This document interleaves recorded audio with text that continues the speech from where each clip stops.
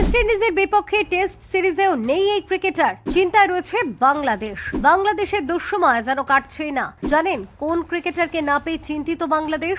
এবার কি হবে বাংলাদেশের? দেখুন, সিরিজের প্রথম ওয়ানডেতে আফগানদের বিপক্ষে জয়ের আশা জাগিয়েও ব্যাটিং ধসের মুখে হারতে হয়েছে টাইগারদের। এরপরই এসেছে আরো এক অস্বস্তির খবর। ম্যাচে কিপিং করার সময় আঙুলে চোট পেয়েছিলেন মুশফিকুর রহমান, আর এই চোটের কবলে পড়ে ওয়ানডে সিরিজ থেকে ছিটকে গিয়েছেন এই অভিজ্ঞ ব্যাটার। এবার তাকে নিয়ে জানা গেল আরো এক খারাপ খবর। প্রতি মাসেই ওয়েস্ট ইন্ডিজের বিপক্ষে শুরু হতে যাওয়া টেস্ট সিরিজেও থাকছেন না মুশফিকের চোট নির্বাচক বলেন মুশফিক ওয়েস্ট ইন্ডিজের বিপক্ষে খেলবে না, যেহেতু তার সেরে উঠতে 1 মাস বা তারও বেশি সময় লাগবে। সেই সফরে ওয়ানডেতে খেলবে কিনা এ ব্যাপারে কোনো সিদ্ধান্ত এখনো হয়নি, হাতের সময় আছে। ক্যারিবীয় ট্যুরে টেস্ট ছাড়াও 3 ওয়ানডে এবং 3টি টি-20 খেলবে দুই দল, যার শুরুটা হবে টেস্ট সিরিজ দিয়ে। সুস্থ হয়ে উঠলে ওয়ানডেতে খেলতে পারেন মুশফিক। এদিকে অভিজ্ঞ এই ক্রিকেটারের ছিটকে যাওয়া নিয়ে আফগানদের বিপক্ষে দ্বিতীয় ওয়ানডের আগে কথা বলেছেন মেহেদী হাসান মিরাজ। গণমাধ্যমকে মিরাজ বলেন, মুশফিক ভাইয়ের বিষয়টা দুঃখজনক, ইনজুরি হয়েছে। মুশফিক ভাই দলের জন্য কতটা গুরুত্বপূর্ণ আমরা সবাই জানি। প্রসঙ্গত উল্লেখ্য,